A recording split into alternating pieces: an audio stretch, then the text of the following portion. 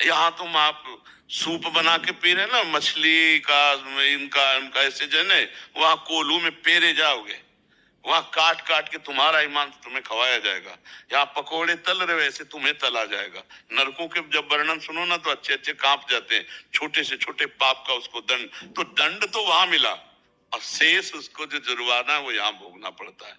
अब ये कैंसर आदि कोई भयानक दंड थोड़ी है, भयानक तो दंड वहां है।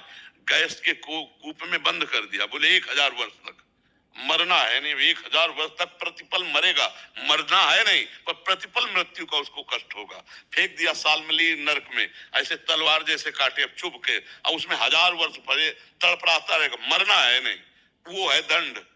अब यहाँ है कि भाई कोई अंग में कोई कांटा घुस गया, वो है जुर्माना।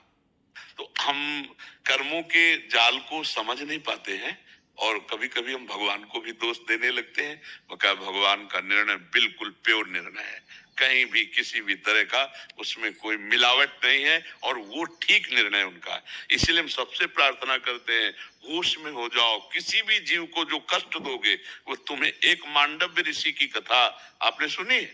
मांडव ऋषि बहुत बड़े महात्मा हुए, तो वो अपने आश्रम में हाथ उठाकर, दोनों हाथ ऐसे उठाकर मंत्र जाप करते हुए समाधिस्थ खड़े थे।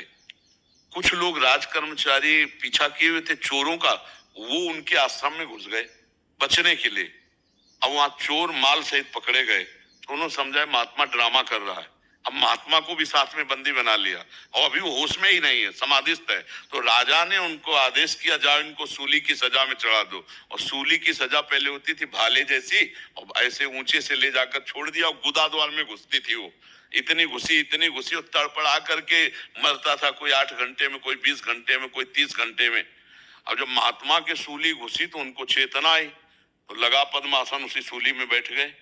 अब दूसरे तीसरे दिन जब जो अपराधियों को सूली की सजा मिली तो पुराने वाले उतार दिए जाते थे 100। जब वहां गए तो सब तो मरे थे, महात्मा पद्मासन। बहु भाग के बताया जाके कि कोई महात्मा, तो वो राजा आए, प्रणाम किया और कहा, महाराज जी मुझे नहीं पता था कि आप निर्दोष हैं और मेरे से गलती हो गई, क्षमा। बोले मुझे आपसे नहीं मतलब है, सूली निकालो, मैं सीधे धर्मराज से बात करता हूं, क्योंकि तुम तो एक निमित्त मात्र हो, दंड देने वाला विधान तो कोई। तो सूली लाख प्रयास किया गया, निकली नहीं, तो काट दी गई। महाभारत में भगवान व्यास देव जी ने लिखा है।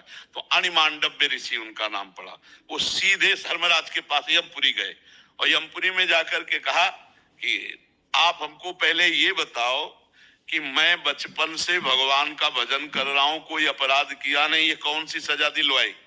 क्योंकि वहां से काम होता है, निमित्त किसी को बुलाया जाता है। तो उनका, महाराज नाराज मत हुई। तो जैसे टेलीविजन चालू हो जाए ना तो सीन दिखाई दे, उनको दिखाया। अब वो बाल्यावस्था में तो उन्होंने वो तितली की गुदा में बम्बूल का कांटा ऐसे डाल के छोड़ दिया था और वो तड़प के मर गई थी, तो उनकी गुदा में सूली डाली गई। तब उन्होंने कहा, बालक को कोई ज्ञान नहीं होता, आज से मैं मर्यादा रखता हूं कि 14 वर्ष तक की अवस्था के किए हुए पाप उस पर लागू नहीं होंगे, 14 वर्ष के बाद के लागू होंगे। मांडवी ऋषि ने और कहा, तुम्हारा निर्णय ठीक नहीं था, क्योंकि मैं बालक था और बाल्यावस्था में पाप और पुण्य, दुख और सुख का ज्ञान नहीं होता, इसलिए तुम्हें मैं साफ देता हूं, 100 वर्ष तक मृत्यु लोक को जाओ। तो वो विदुर जी के रूप में आए, पर वो कांटा लगा के छोड़ दिया था गुदा में, तो सूली आज भी उनके है, अणिमांडव्य ऋषि। अणिमांडव्य कर्मों का बहुत विचित्र जाल है, बड़े बड़े महात्माओं को भी भोगना पड़ता है और भगवान से विमुख होने पर पाप कर्म बनी जाते हैं। अगर हर समय हम नाम जप करें, भगवान का चिंतन करें, तब तो हमारी बुद्धि शुद्ध रहेगी। और हर समय नाम जप करना बहुत कठिन है।